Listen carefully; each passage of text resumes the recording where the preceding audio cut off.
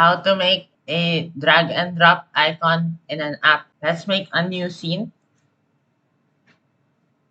Then select other node. Select button. Let's resize the button.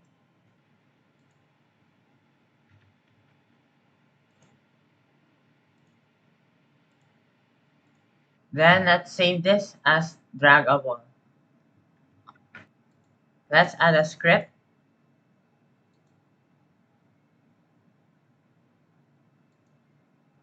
Function.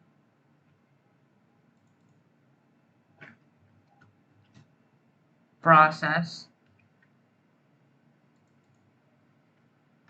If self dot press self dot rect position equals to get global mouse position.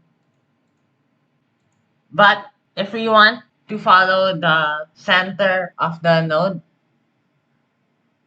we can move the pivot point to the center of the node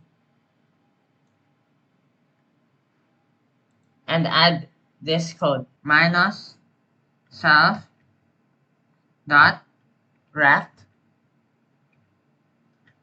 underscore pivot offset. Let's add it to our main scene.